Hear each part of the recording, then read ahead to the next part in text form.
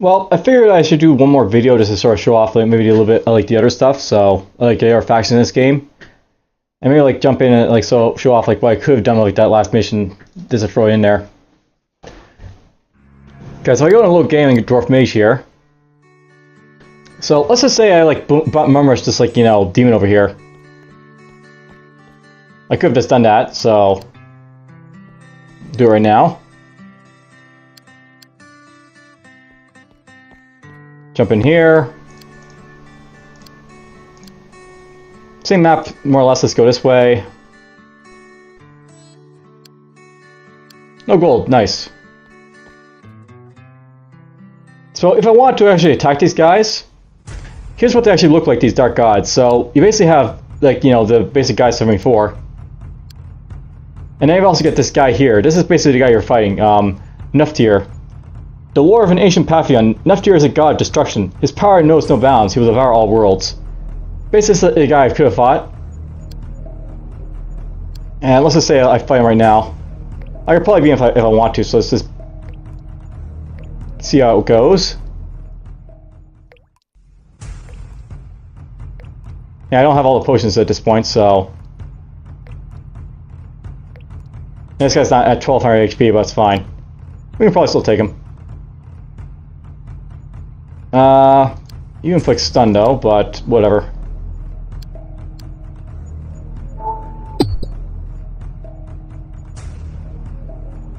For most parts, just focus on... Okay, so basically he's everyone, so he has to go down quickly. This guy hits lots of divine units first, one unit, but it's fine.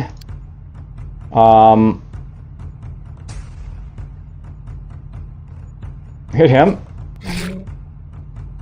Zap them all. He blocks that, of course, because he's basically able to block some stuff. That's what I miss. There's a nice counter. And yeah, you discovered Dragons too.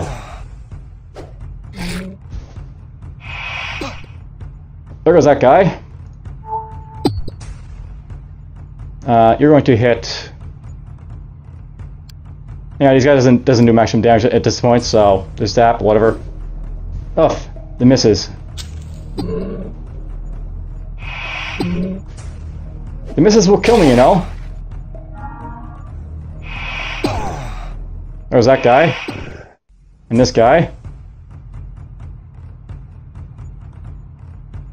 Hit this guy.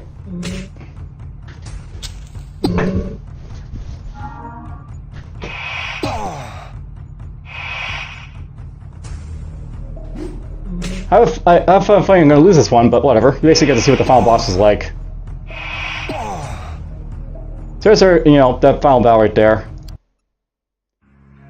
As you can see, I killed less enemies as a result of doing that, because, like, I didn't do them all. Anyhow, that's basically the Dwarf Mage done. I didn't think I'd make it all the way through the Dwarf Mage, but that's nice that I did. You got to see a little bit about him. You know what, let's just try and go back in with, You know what, let's just do a quick look at the humans. And the same thing about the humans is that basically, like, they're a little bit interesting compared to like the other guys. And I'll note that the dwarf basically did obscuration there, so let's jump into Dragon Invasion if we haven't done that one yet. Basically, this guy wants to do some tax collection. He also wants me to, like, find this legendary ticket and come back with like legendary treasure. So something I know about the humans is that they're very interesting in that they don't have any like support units. They only have like the 1-tier units. So there's like no titans in like this game for them. They just have like their basic units, but they're pretty powerful nonetheless. Basically, I get myself a few of these guys.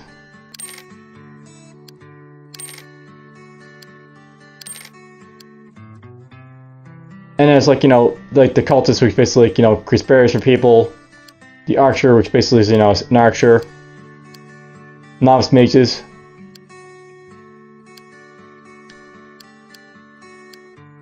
There's some artifacts and all that sort of stuff, of course.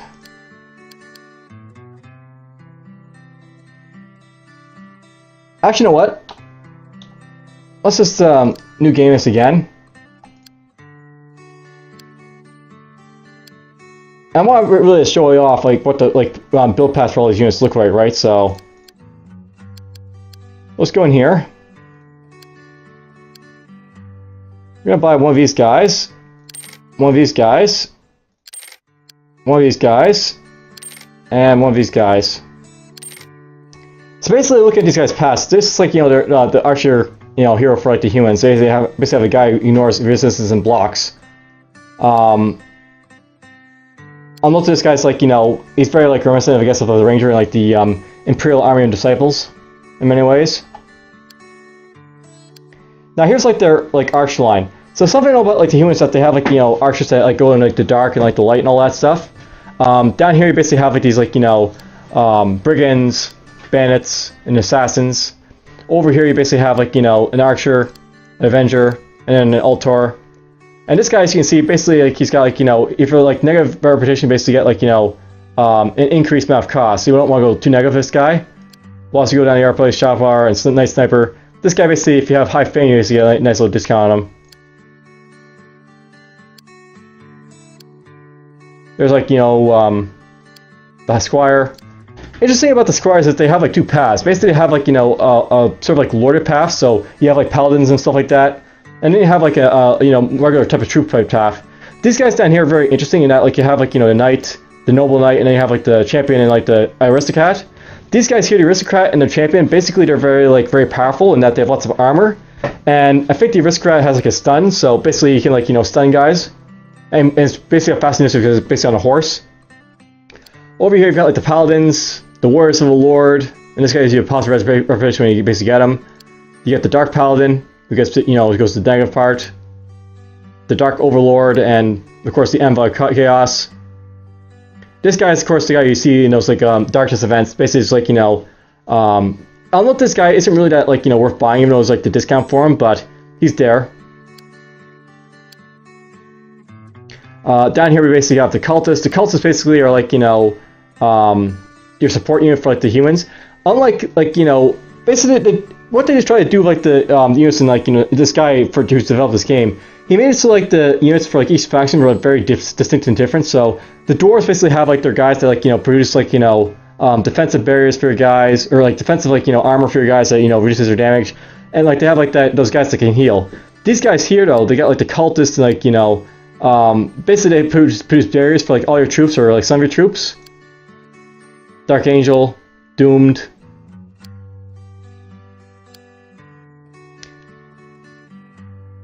Then I got the novice over here. This is actually something else I can note that I really don't like about this game. I basically, in like the brief like little snaps of like the last video, I basically said like, you know, I didn't like how they like potions and like, you know, how they're like balanced to like, you know, heal your guys, resurrect them. Something I know about this game is that like, you know, Disciples 2 is always very good about like, you know, your units basically being like, you know, you were able like to see what your units basically did when you had the upgrade structures for them. For the most part. Basically, these guys, I don't like get to see what they basically do. I know from like, you know, experience that some of these guys, like, you know, the renegades and like, you know, the archmages, these guys like they all have like, you know, 6 tier, like, you know, 6 unit attacks that, you know, hit everyone. And of course we saw like, you know, the mage, for example, he basically had like, you know, a single strike for one guy and then like a 6 strike for the rest of them. That's basically how these guys work for the most part. And basically they have like a mix of like air and like, you know, other stuff. There's the patriarch, by the way, for the human faction. He's basically wizard now. But it could be done a lot better, I think, for like all these units, like, you know, for the most part. Let's jump in here with some of the other guys, by the way. There's basically the elf faction over here. Doesn't matter what I get here. Here's like some of the stuff you can basically buy of them. I'll note you got basically the centaurs here. Centaurs basically, like, you saw a lot of like, you know, the stuff over here. These are like, you know, the mutants and stuff. Basically, these guys can regenerate. They have like, you know, lots of attacks. They can like, you know, regenerate. Over here, you basically have like the other stuff, like the Wasteland Slaver, the Fearless Spoiler, the Centaur Warrior, Monster, Butcher. I think you saw the Butcher. Basically, he's like, you know, a physical damage guy. And there's the Soulless Commander. And I think this guy, even though it looks like he's got a bow and it's like, you know, weapon there, I don't think he can attack whoever he wants to, this guy, so... I'm not sure, I've never actually gone down this path, but basically this guy, I think he's like, you know, he hits like the guy who's basically ahead of him, type of deal, type of guy. And yeah, you get a discount with him if you like, go negative reputation. Whereas this one, basically, if you go above it, you'll basically get like, negative, cost to it.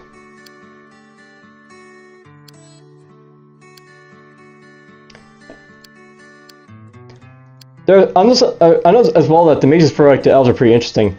Unlike if like Disciples 2, which basically introduced the elves, they didn't have very good spellcasters in Disciples 2. I found for the most part. Basically, their units are just like sort of It's basically not like they're like first tier of like stuff.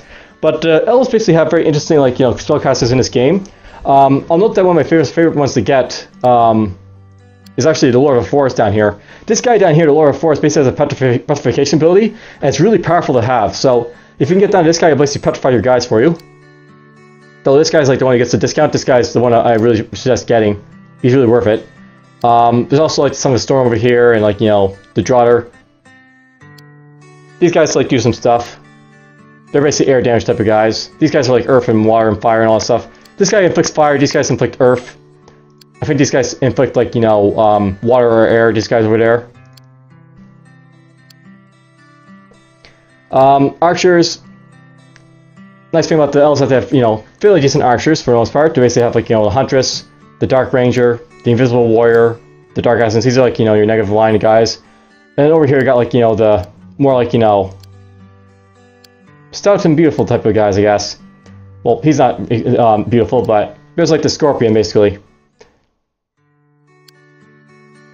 I'll note that for like the elves, basically their titles basically the Moonlight Sentinel and the other one, which is basically the Spell Singer. Basically, they've got like titles that like emphasize like archery or I guess like spells, because that's basically like what you probably expect from elves. Basically, they're archers and spellcasters. Whereas like the dwarves are like they're like more about like rune casting and like die-hard warrior type of thing. And this is of course in opposition to like the humans and like the orcs and like the undead. They all like have like different types of like titles for their guys that like basically like it's emphasized to like they're like chief like powers and all that stuff. I'll note by the elf swordsmen are this is actually one of like the very like this quickest trees base to get in this game. There's like only like a few tiers like the elf swordsman here. But I'll note that these guys are pretty powerful. Some of these guys down here. This guy down here, the Blade Dancer, basically attacks twice. Grimoires are pretty fast. Oh, this guy's also obscure as well, and then like this guy's like something. I forget what this guy's all about, but I never really tested this guy because he basically is like a negative reputation type of guy. So I don't know if there's basically negative reputation you basically go for these guys, but I never really go for it because it's just not really worth it in the long run for these games. Basically, if you go negative reputation, you'll have a chance like bounty hunters coming after you because they're basically rewarding your head because you've got negative reputation and people want you dead. It's like the type of thing, and then someone's actually attack you as well if like you try and enter them because they don't want you around them. And I'm just gonna quickly just go into the archer here again. So if you look at their like their troops, basically got the elemental master, so basically they're like the masters of the elements, these guys. And then like for like their other guy, you got the Royal Cavalier. So basically these guys are like all about the horsemen, these like the humans. Basically like you'll see like these altars a lot of the time with like the envoys of chaos when you basically have an event that pops up for them. But yeah, basically like the humans are all about the horsemen basically for the most part. Let's go with the other guys, I guess. So you've yet to see the undead, but for most part, the undead basically have like very similar units to what you expect like in Disciples type of line of female units, I guess. You got like the lost souls, who are basically ghosts. These guys can basically scare your entire armies if they want, or they can scare a single unit very powerfully, depending on what your choice is going to be. Basically, like Incarnation of Fear, Faces of Death, Chill, Angry Spirit. I think the Angry Spirit's able to like to basically fear everyone, whereas like the Incarnation of Fear over here would be like only able to fear like one guy, but it's still pretty powerful. You can like get like one guy feared like heavily, as opposed to this guy who's basically a weak effect on like all of them. I'll note that the mage line for like the undead is very huge. this is like, you know, think about the undead. They basically have their necromancers and stuff like that, as well as like their mages. So on this line, you basically have like, you know, basically like mages that like have no souls. Basically, they're like, you know, soulless mages basically over here. And then on this end over of the spectrum, you basically have like, you know, spellcaster mages. So skeleton mage that basically casts destructive spells, demolisher. Down here, basically have like, you know, your necromancers, who basically turn into like, you know, vampires that, you know, can heal all of your guys, or the Paramount Lich, who's basically a huge spellcaster that does lots of death damage to and all his foes. That's something about the undead, by the way. They're like very prominent death users, but they also have like their ability to use like, you know, fire spells and stuff, like the skeleton mage line over here.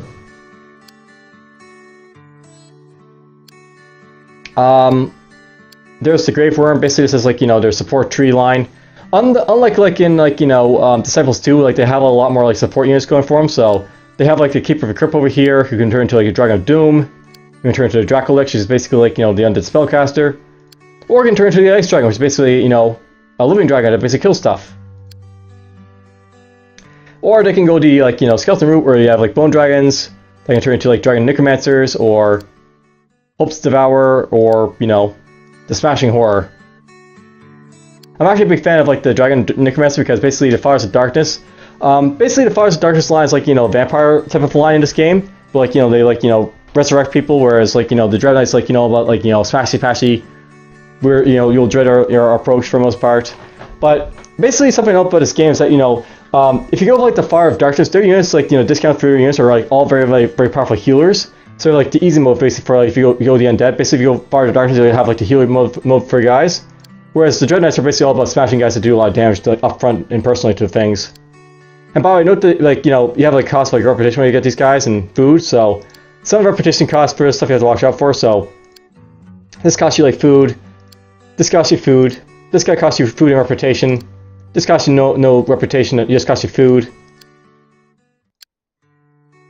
I should probably note, by the way, whenever you're going for support units in any of these like, you know, lines, basically usually cost you food to get the support units upgrades, so you have to be very wary of that.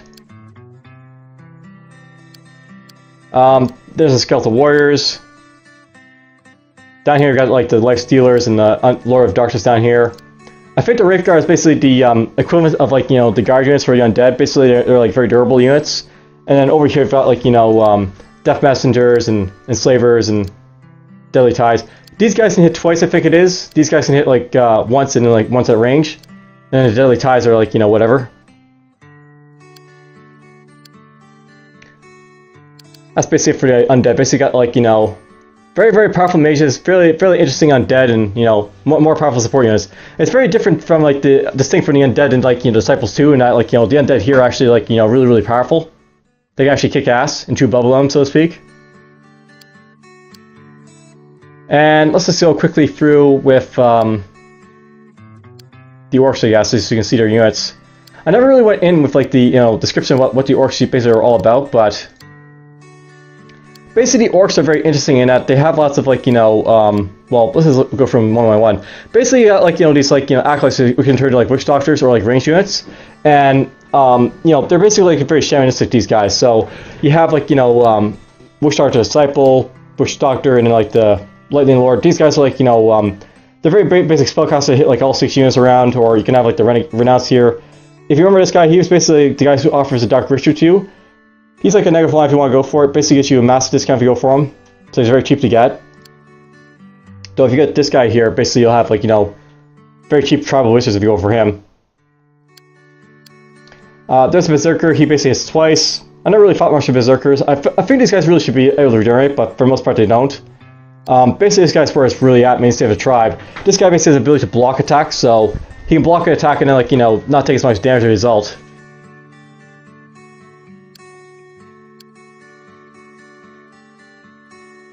There's the Wild Dancer. These guys are very interesting.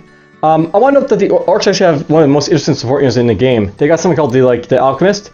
These alchemists basically have the ability to, like, you know, I believe speed up time for your guys or something. So basically, like, their initiative like skyrockets, I guess. Or not. That's not it. Basically, they have the ability to rewind time, I think it is. So your guys can get a second attack, is what they're all about. So these guys are very like similar like to Dwarven alchemists from, like, you know, Disciples, and that like they like speed up time. Recluse. Outcast, these guys are like, you know, negative line over here. Spiritual Shaman, Keeper of Tribes, or Mad Oracle. these guys are basically like, you know, the main like defensive units for like the orcs. I want to know about the Keepers of Tribe and like the Mad Oracle. This guy basically is able to like protect like all your like troops basically with like physical damage and defense and all that stuff. Whereas like this guy here, I think he like is like more like mystical defense. So basically, they got like, you know, a very like distinct line for like their support units. I really wanted to show off like the orcs for like my playthrough, but whatever. I basically died like with the initial start with him. Maybe if I like go back to this game again at some point, I'll basically show them off a little bit more. But whatever, it's what they are, what they are. Of course, you have the Orc Warriors.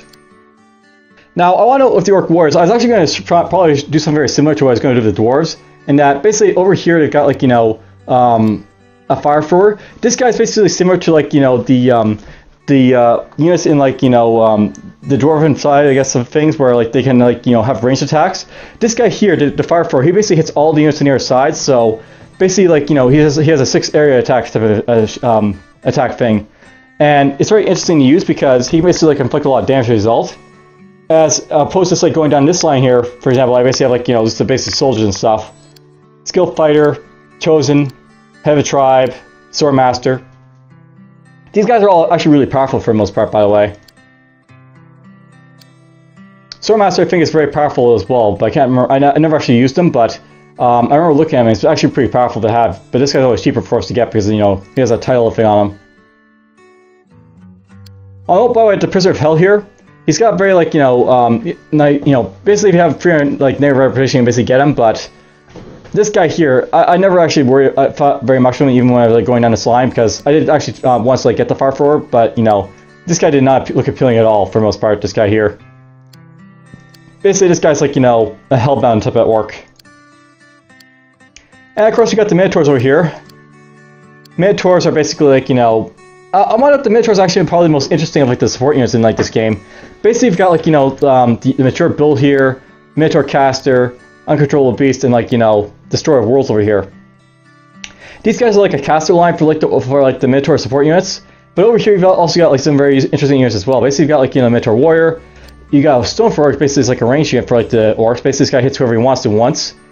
He's basically like the Cyclops and Disciples too. Then you got the Raging Beast, the Devastator, or the Sentinel Being, which is basically a very powerful, like, you know, melee unit. So yeah, basically, you have lots of fun with like the orcs if you go with them. No one's ever seen a female Minotaur, but young and fierce bulls are often seen in ruins of their villages. All right, well, for the most part, I hope you guys have, you know, enjoyed this series for the most part. You know, before I actually leave this game, I'll note that besides the fact that, you know, there's like lots of like little quirks and stuff that could be improved for this game for the most part. I did really enjoy this game, and I do actually recommend buying it, or at least not buying it, but at least checking it out on Google Play, because there is a free version for this game on Google Play that you can play for free and not have to pay a dime for. Don't you have to watch ads whenever, you know, every free fights if you go that route. But you can basically see what the game's all about and see if it's for you, or if you like, you know, saw this game like, you know, playing through to the end here, it's actually worth, you know, your time and possibly, like, you know, check it out if you're, you know, into this type of thing as well, I guess. This is a worthwhile game, even for the PC, I think. Well, maybe not so much for the PC, but it's definitely worth for your phone to basically play on, I think. Alright, well, that's basically this game for, you know, for the most part. I'll be moving on probably to like do other stuff in the near future. Maybe do Disciples 3 perhaps at some point, but for now, hope you guys enjoy it and take care.